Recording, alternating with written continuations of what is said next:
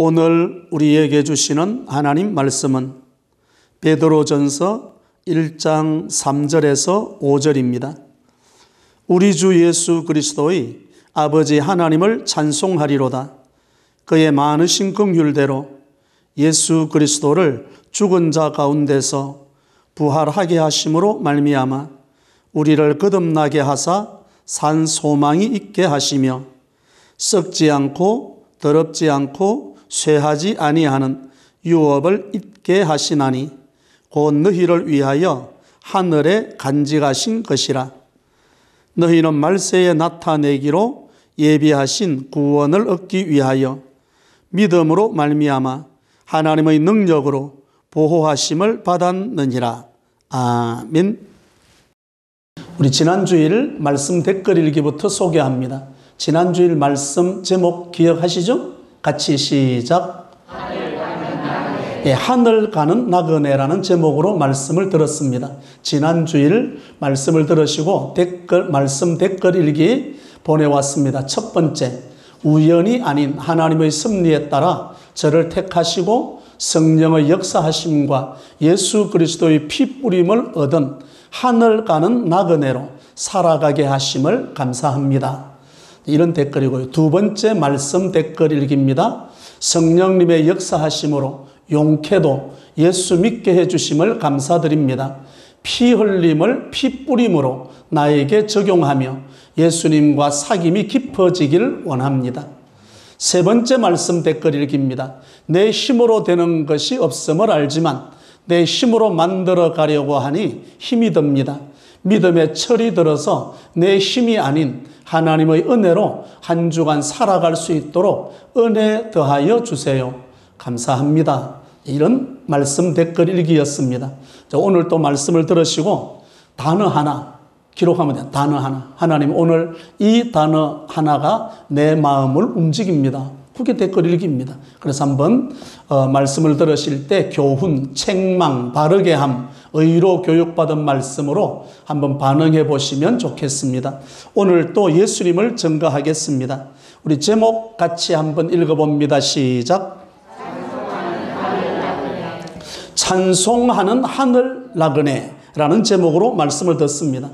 지금 우리 베드로 전서의 말씀을 쭉 이어가면서 듣습니다. 베드로는 수신자들이 핍박과 박해 가운데 있었습니다. 그런데 수신자들만 그런 게 아니라 베드로 자신도 순교를 앞두고 있는 가운데서 오늘 말씀의 제목처럼 뭐 하는 나그네입니까? 찬송하는. 베드로 사도는 찬송을 드리고 있습니다. 그 찬송의 내용이 하나님 아버지의 긍휼하심 그리고 그리스도의 죽으심과 부활을 통해서 거듭나게 하셔서 산 소망을 가지게 하심에 찬송을 부르고요.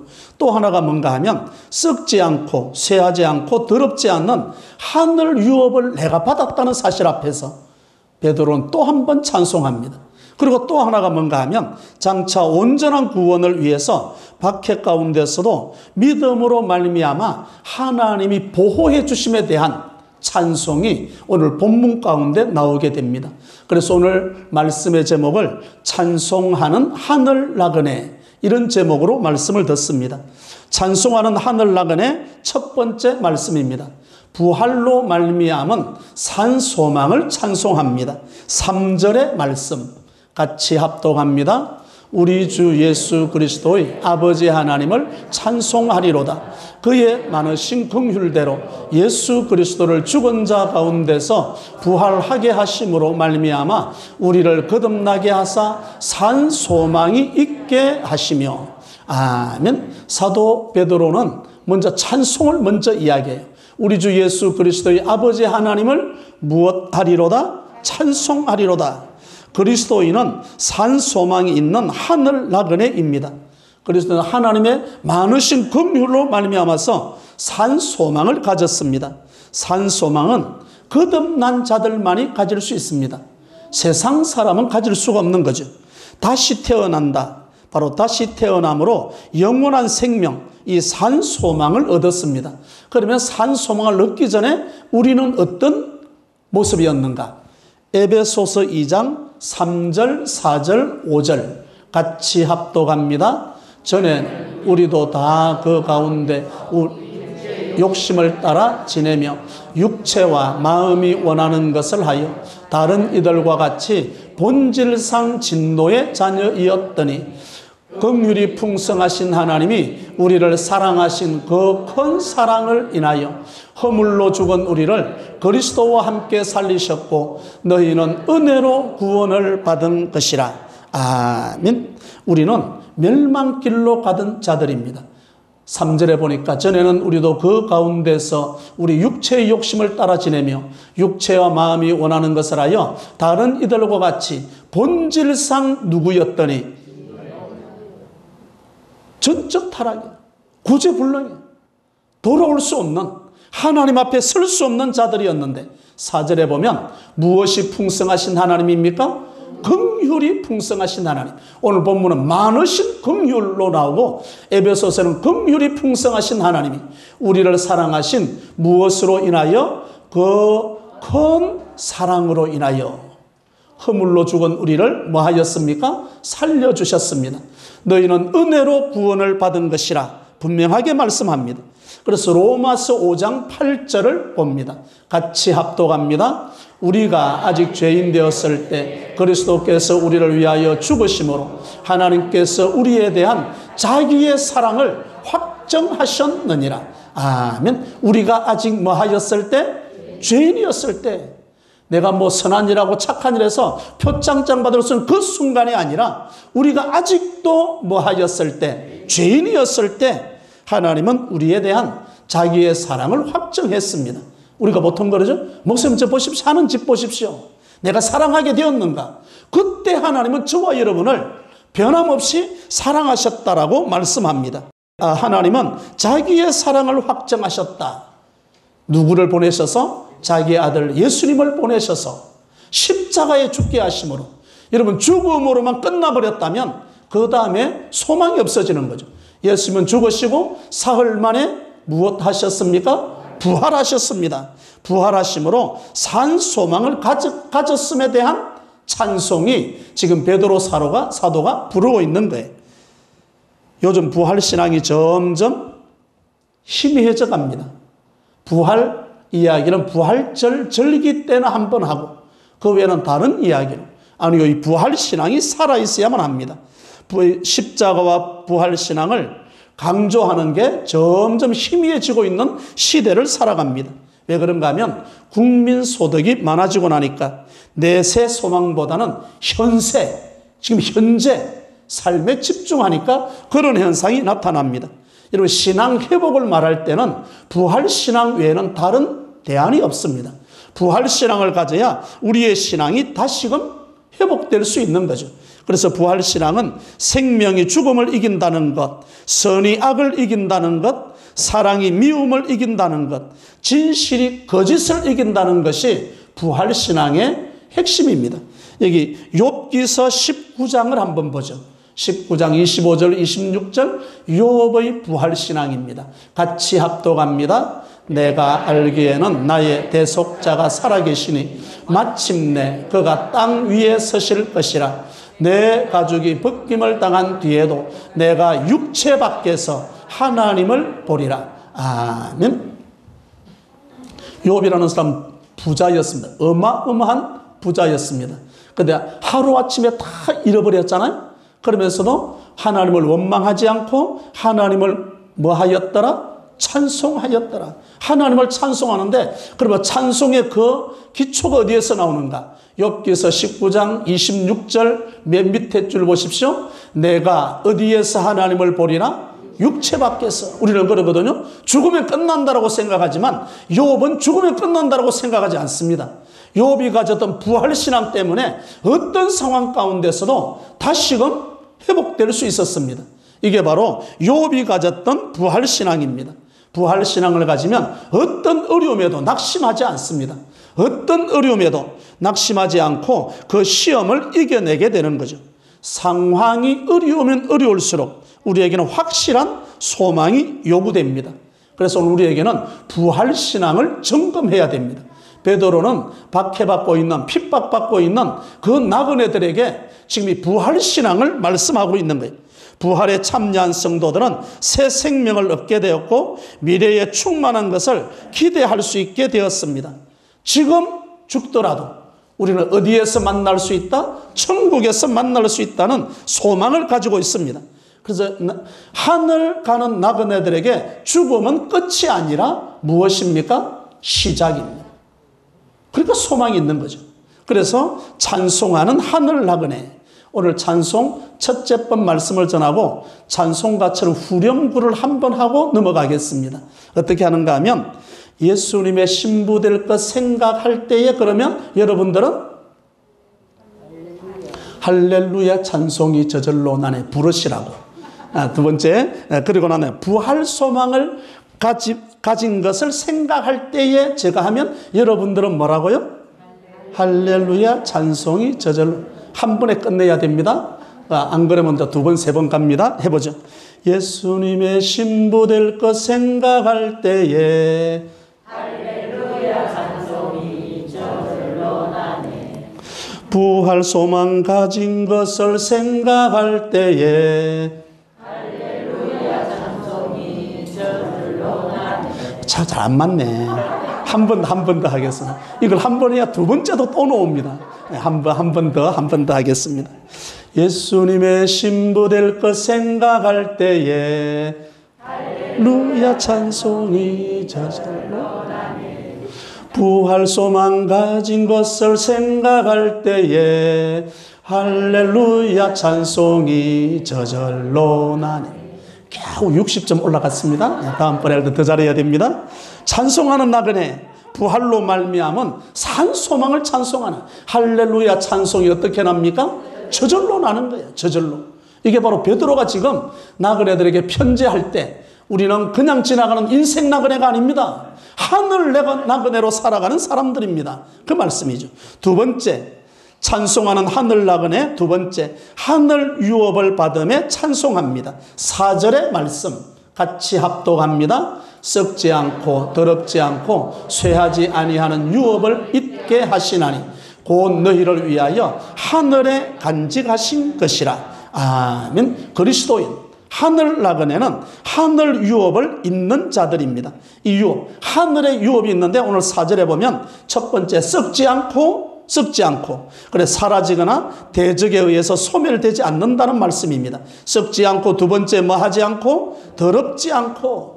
여러분 죄로 된 인간에 의해서 오염되지 않습니다. 그래 썩지 않고 더럽지 않고 세 번째 뭐 하지 않고 쇠하지 않고 영생과 신령한 복을 지닌 신성함이나 영광이 사라지지 않는다는 뜻입니다. 하늘 유업은 썩지 않고 더럽지 않고 쇠하지 않고 어디에 간직한 것입니까? 하늘에 간직한 것이라. 하늘에 간직했다는 말은 확실하다 이 말입니다. 우리의 유업은 확실하다. 그래서 마태복음 6장 19절과 20절 같이 합독합니다. 너희를 위하여 보물을 땅에 쌓아두지 말라. 거기는 좀과 동록이 해하며 도둑이 구멍을 뚫고 도둑질하느니라. 오직 너희를 위하여 보물을 하늘에 쌓아두라.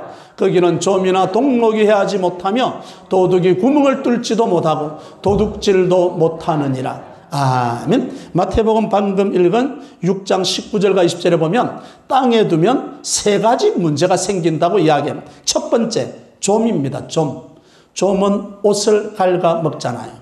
동록은 뭔가 하면 새 부치가 부식되고 사가가죠. 그게 동록이라고 나옵니다. 땅에 있으면 그냥 놔두면 다 이렇게 부식되는 거예요. 첫 번째는 갉아먹고 좀이 갉아먹고 두 번째는 동록이 생겨서 새 부치가 부식되어지고 세 번째로는 도둑이 나타나서 훔쳐가 버리는 거예요. 이게 땅에 있을 때 문제 세 가지를 이야기합니다. 그러면 이것들을 못하도록 어디에다가 쌓아두라. 하늘에 보물을 쌓아두라.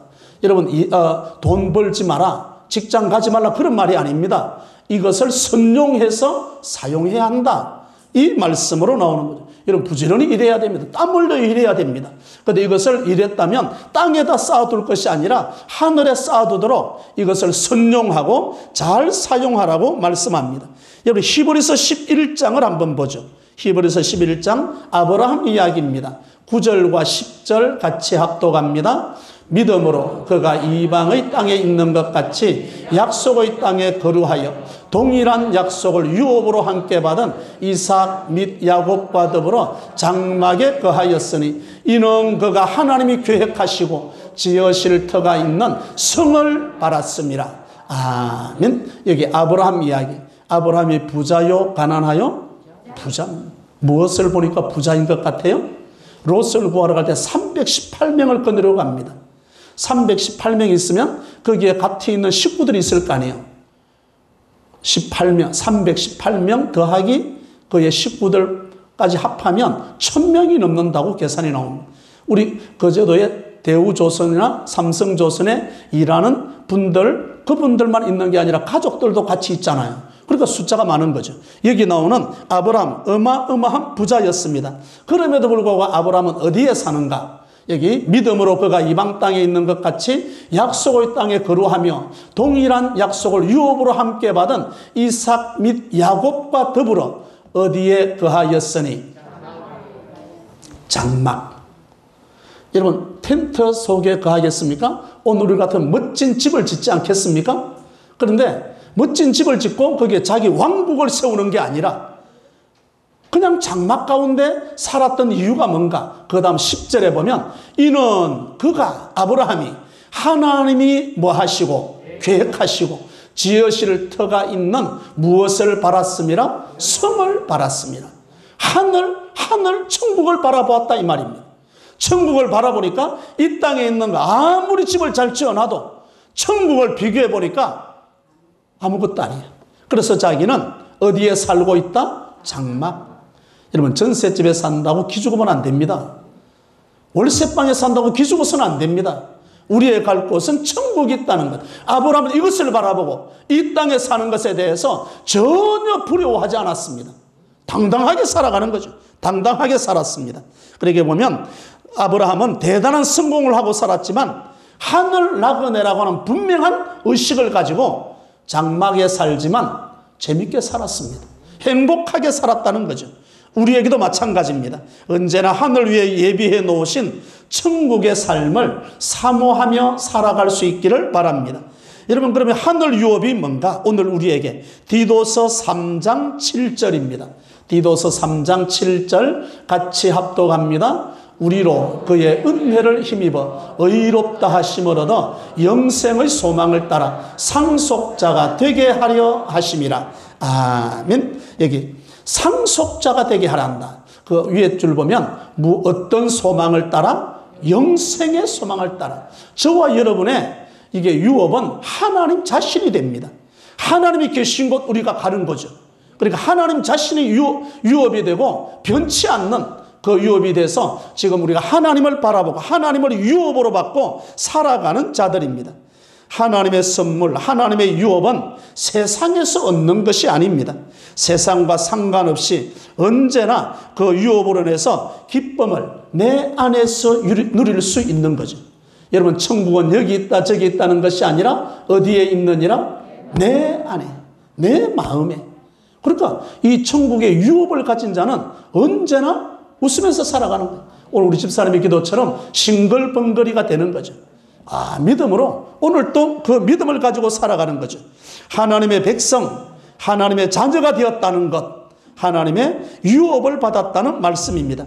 천국 유업을 얻었습니다. 그래서 오늘 두 번째 찬송 후렴을 해볼게요.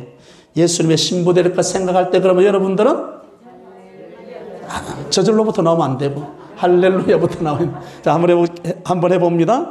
예수님의 신부 될 것 생각할 때에 할렐루야 찬송이 저절로 나네.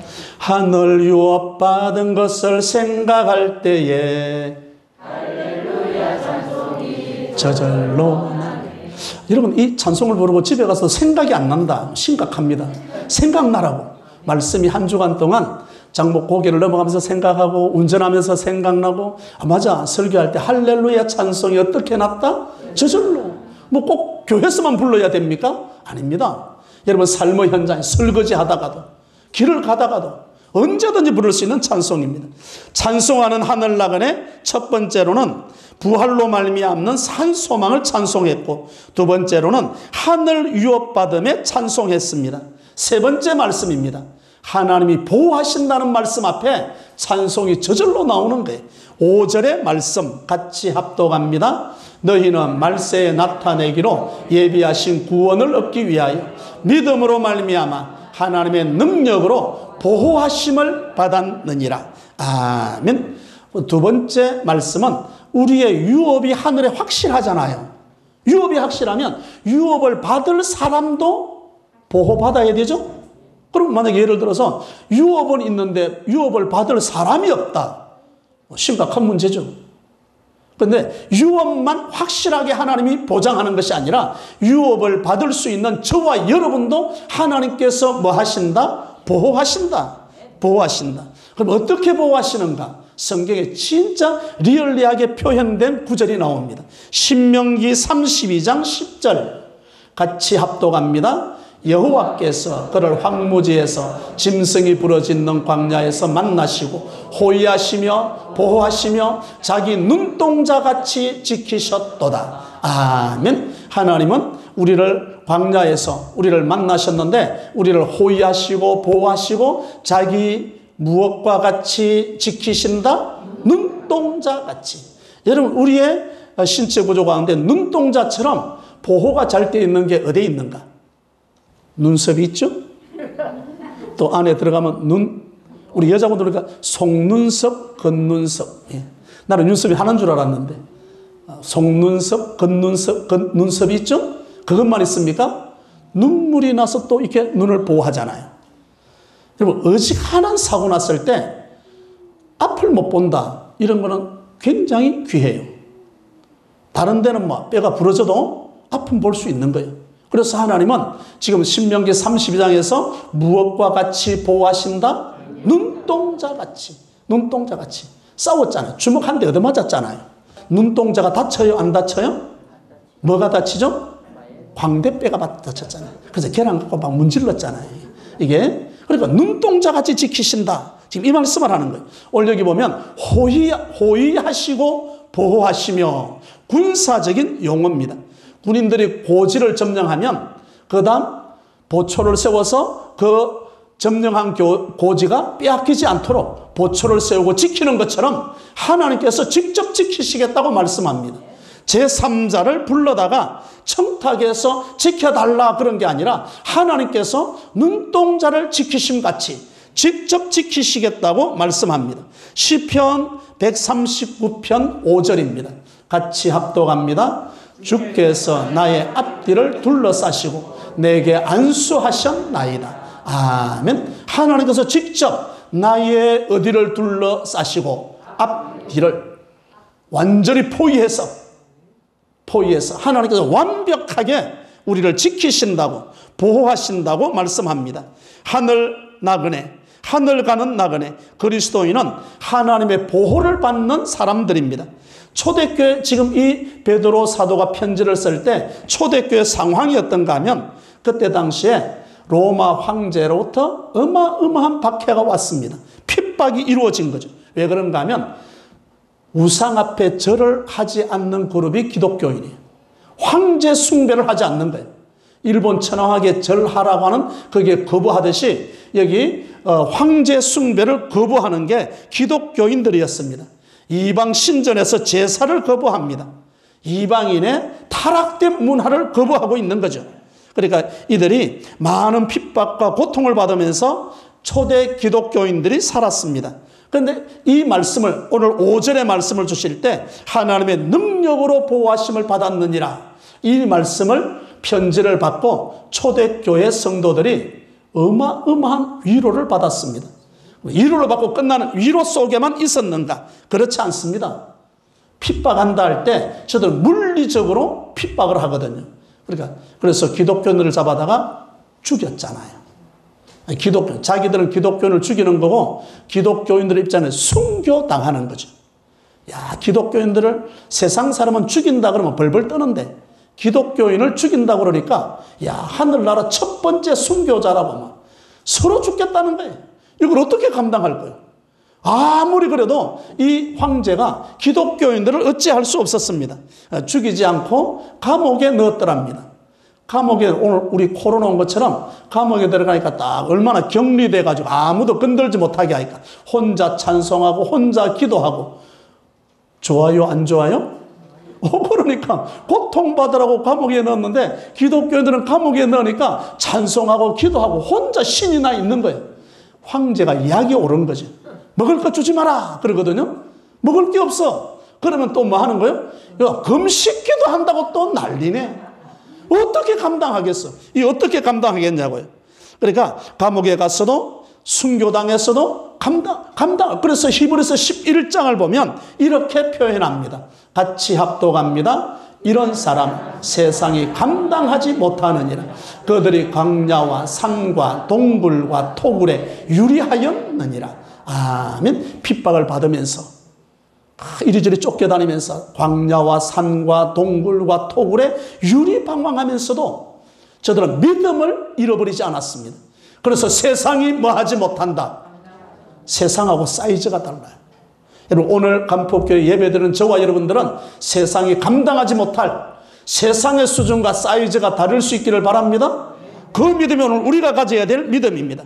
우리가 진정으로 거듭났다면 우리 속에 진짜 살아있는 소망이 있다고 한다면 세상을 하나님께서 이기게 하십니다. 믿음으로 이기게 하는 거죠. 최종적인 구원을 위해서 어떤 세속적인 공격이 오더라도 하나님께서 이길 수 있도록 우리를 눈동자같이 뭐 하신다? 보호하시는 거죠. 세 번째 후렴구 해보겠습니다. 예수님의 신부될 것 생각할 때에 찬송이 저절로 나네. 하나님의 보호하심 생각할 때에 할렐루야 찬송이 저절로 나네.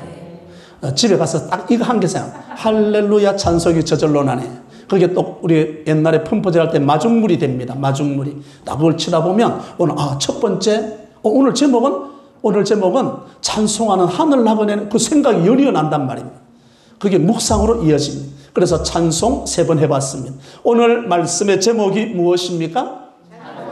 찬송하는 하늘 나그네. 첫 번째 말씀, 부활로 말미암은 산 소망을 찬송합니다. 내세보다는 현세에 관심이 더 많은 종말 시대에 부활로 말미암은 산 소망을 찬송하겠습니다. 두 번째, 하늘 유업을 받음에 찬송합니다. 세상과 상관없이 하나님께로부터 받은 영원한 생명의 유업을 기쁨으로 누리며 살겠습니다. 세 번째 말씀입니다. 하나님의 보호하심에 대한 찬송입니다. 하늘 유업받은 사람을 하나님께서 확실하게 눈동자같이 보호하심으로 말미암아 세상이 감당치 못할 믿음의 사람으로 당당하게 살아가는 저와 여러분이 되시기를 주님의 이름으로 축원합니다.